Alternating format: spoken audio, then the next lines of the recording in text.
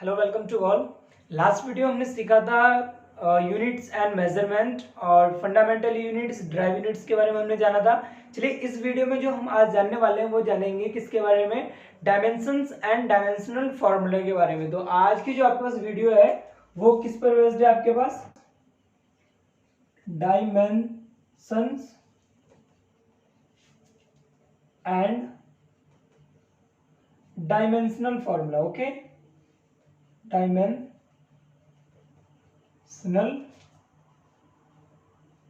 Formula. तो आज की जो आपके पास वीडियो है वो किस पर बेस्ड है? डायमेंशंस एंड डायमेंशनल फॉर्मूला के ऊपर बेस्ड है।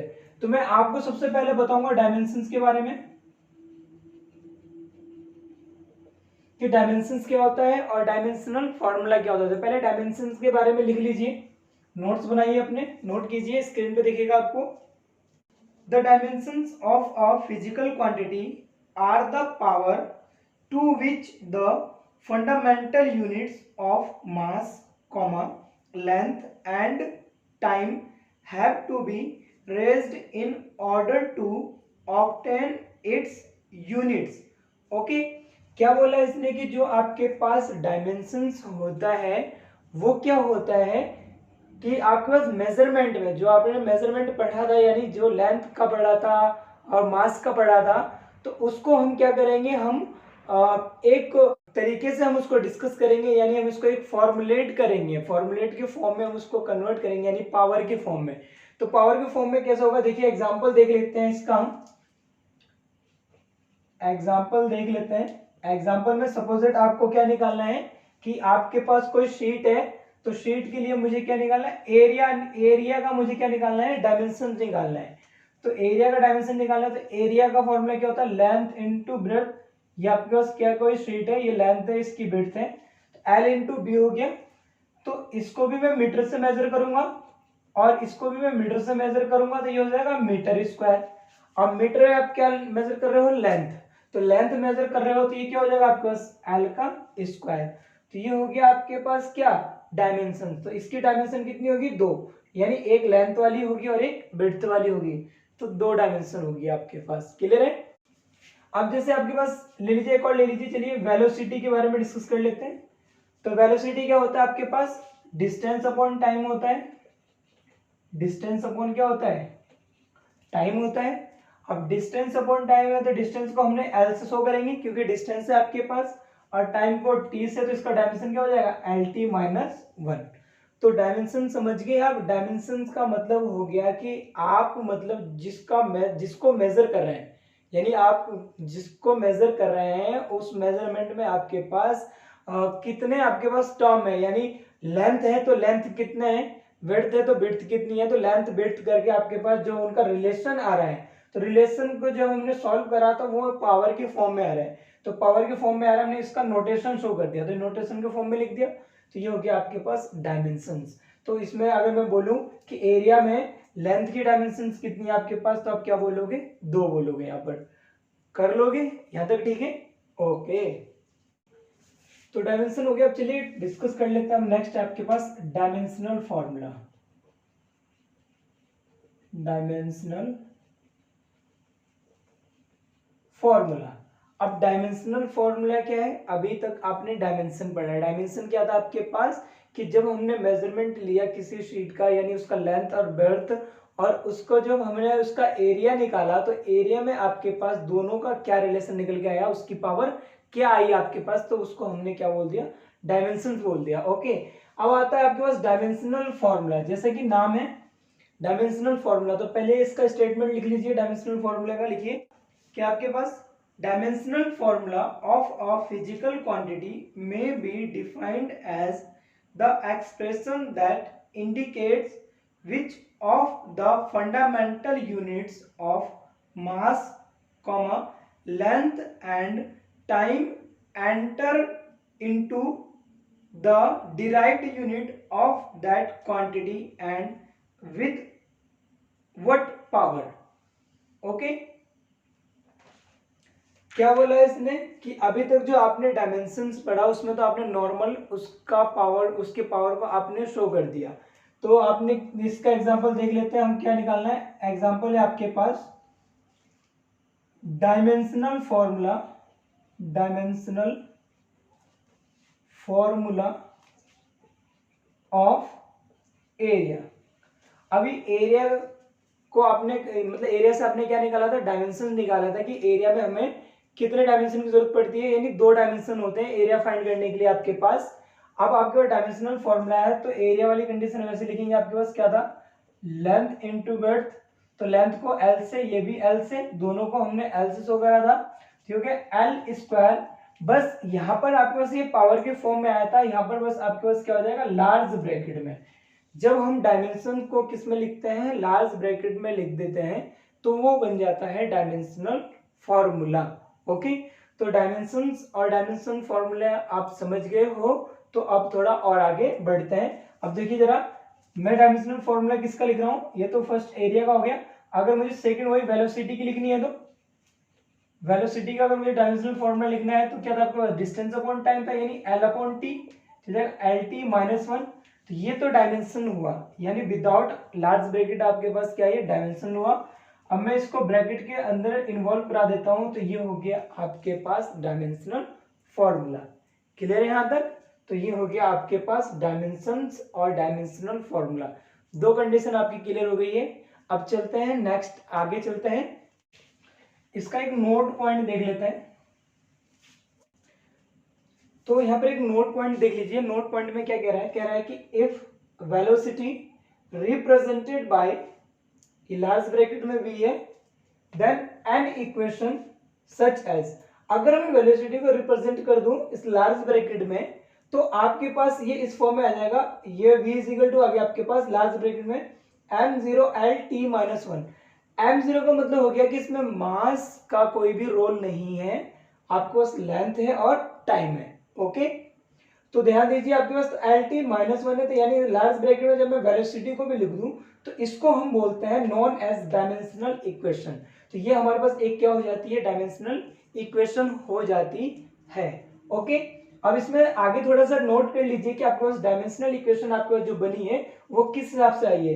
तो नोट कीजिए इसको, देखिए 10 the equation obtained when a physical quantity is equated with its dimensional formula is known as dimensional equation, is known as dimensional equation। तो ये आपके पास क्या हो जाता है कि जब हम इसको क्या करते हैं, जब हम फिजिकल क्वांटिटी को किस में लिख देते हैं, डायमेंशनल फॉर्म में लिख देते हैं, डायमेंशनल फॉर्मूले में लिख देते हैं, तो जो आपके पास इक्वेशन बन करके आती है उसको हम बोलते हैं डायमेंशनल इक्वेशन बोलते हैं। ओके, यहां तक क्लियर हो गया। अब देखिए जरा, in general dimensional equation is represented by. तो जनरल अगर हम डायमेंशनल इक्वेशन को रिप्रेजेंट करेंगे तो ये होगा, इसमें आ जाएगा आपके लार्ज ब्रैकेट में x0, लार्ज ब्रैकेट में क्या आपके पास x है, यह क्या हो जाएगा m की पावर a l b और t c। तो ये होता है जनरल आपके पास डायमेंशनल इक्वेशन। तो इसको हम डायमेंशनल इक्वेशन बोलते हैं, जनरल कंडीशन हम ऐसे लिखते हैं। तो देखिए पहली कंडीशन हमने क्या डिस्कस करी यहाँ पर, डायमेंशंस। तो डायमेंशन क्या होता है, हम कोई भी आपके पास फिजिकल क्वांटिटी है, यानी आपके पास जो भी यूनिट है, तो वो आपके पास मैं उसको डायमेंशन के तौर पे मतलब कितने फॉर्म में लिख सकता हूँ। जैसे एरिया है तो एरिया में मुझे लेंथ चाहिए और ब्रेड्थ चाहिए, तो लेंथ और ब्रेड्थ कितने डायमेंशन पे आपके डिपेंड है, उसकी पावर कितनी है। तो पावर जितनी होगी उतनी ही आपके पास डायमेंशन कहलाएगी। और जब उस डायमेंशन को हम लार्ज ब्रैकेट में शो करेंगे तो वो डायमेंशनल फॉर्मूला होगा।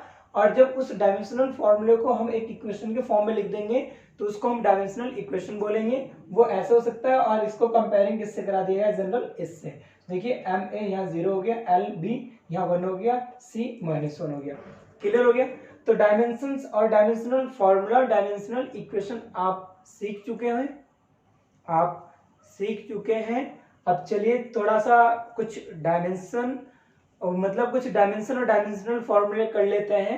आपके लिए मैं यहाँ पर एक बहुत अच्छा सा मतलब कंसेप्ट बताता हूँ कि हमें किस किस का करना है और कुछ आप प्रैक्टिस के लिए घर पर खुद करेंगे। ओके, तो देखिए बोर्ड पर आपके पास फिजिकल क्वांटिटी दे रखी है, हमें इसके क्या निकालने हैं, डायमेंशनल फॉर्मूले निकालने हैं। क्या निकालने हैं, डायमेंशनल फॉर्मूले निकालने हैं। तो रिलेशन देखिए क्या है, फिजिकल क्वांटिटी आपके पास ये, हमें इसके डायमेंशनल फॉर्मूले लिखने हैं। और यहाँ पर क्या आएगा आपके पास, relation with other physical quantity की, अदर फिजिकल क्वांटिटी के साथ इसका रिलेशन क्या है, और फिर लिखेंगे हम डायमेंशनल फॉर्मूला। बहुत ही अच्छा। ओके, तो सबसे पहले आ गया आपके पास वही एरिया। तो एरिया आया है, तो एरिया के लिए आपके पास क्या होता है बताइए, L इंटू बी। क्या होता है आपके पास, L इंटू बी।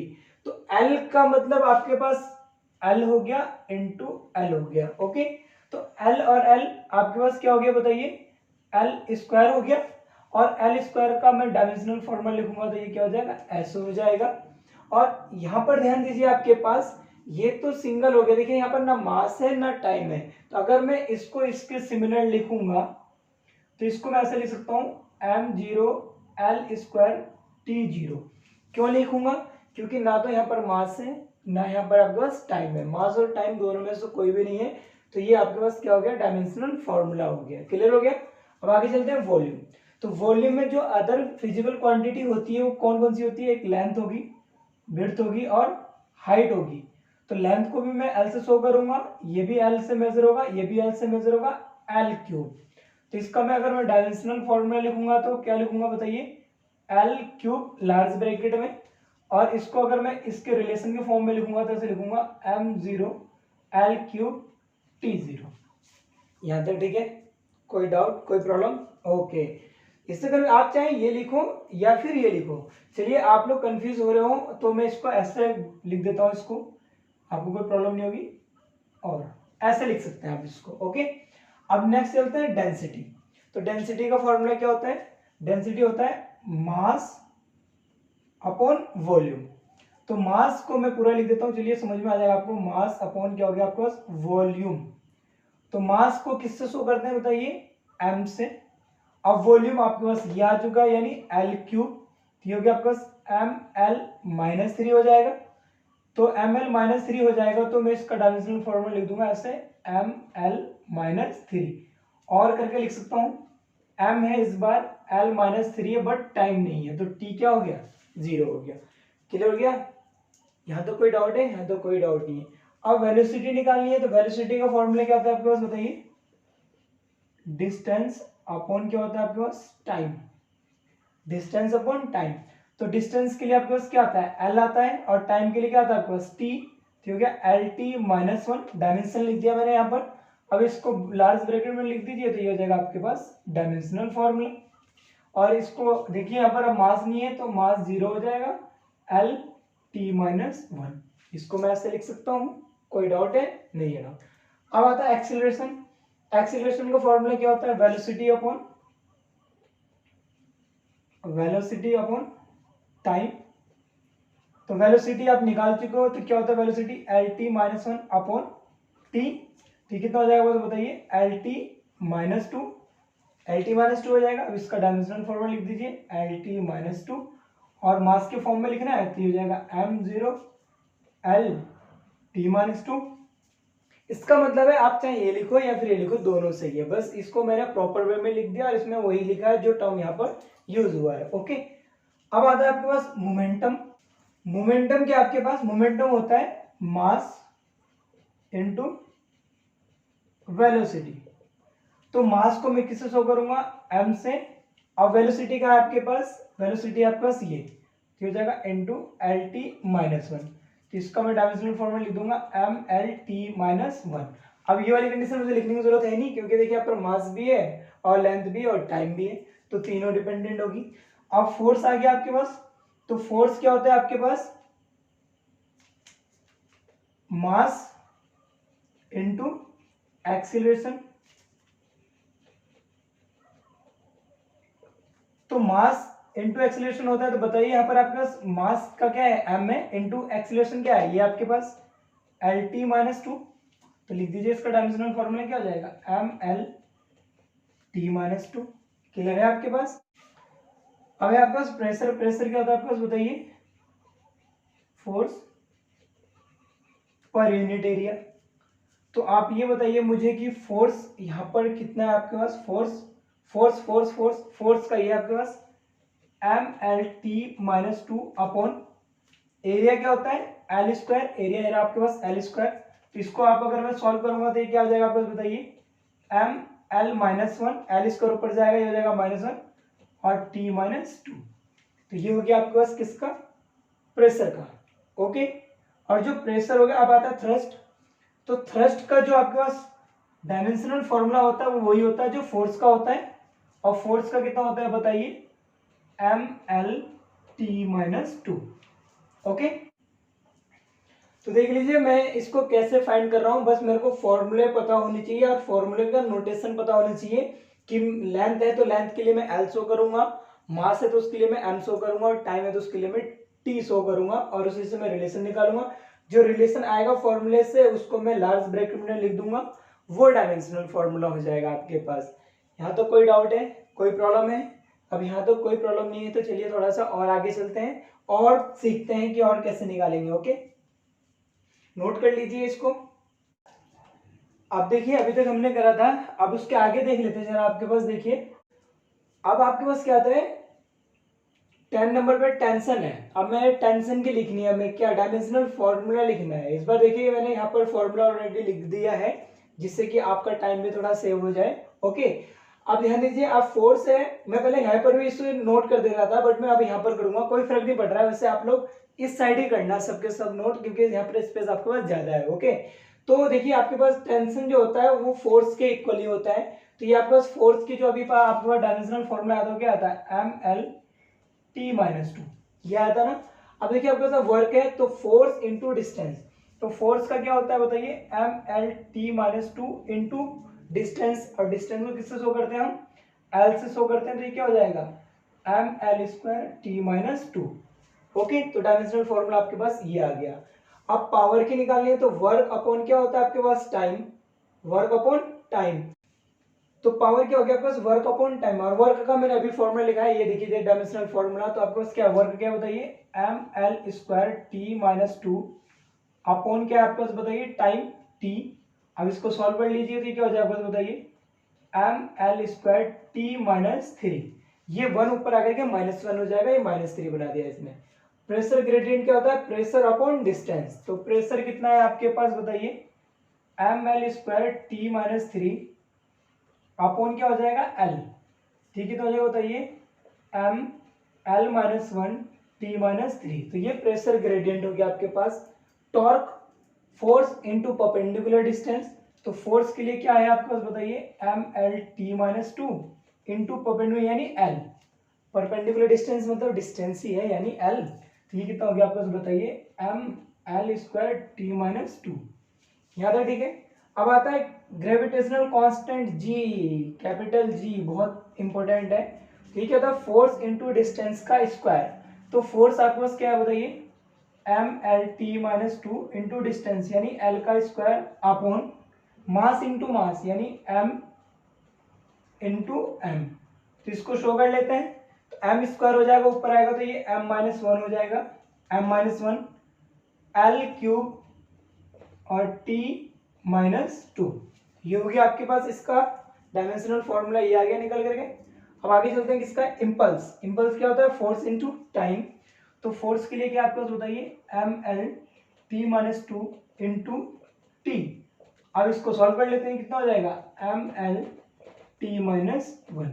ये हो गया आपके पास क्या, इम्पल्स। अब आगे चलते हैं, क्या आता है आपके पास, स्ट्रेस, फोर्स अपॉन एरिया। तो फोर्स किससे शो कर रहे हैं बताइए, ML-T-2 upon area L square. तो क्या हो जाएगा आपको बताइए, ML-1T-2, ML-1T-2। तो ये हो गया आपके पास किसका, स्ट्रेस का। अब आता है स्ट्रेस के बाद स्ट्रेन आता है, change in length upon original length. तो चेंज इन लेंथ को बोलते हैं L हो जाता है, और ये भी क्या होता है L। तो ये क्या होता है आपके पास, डायमेंशन लेस क्वांटिटी। आपके पास क्या है, डायमेंशन लेस। तो डायमेंशन लेस क्वांटिटी है कौन, आपके पास स्ट्रेन। तो आप ऐसे ही कुछ और भी आपके पास आपकी बुक में होंगे, आप उनकी भी और भी प्रैक्टिस कीजिएगा बहुत अच्छे तरीके से।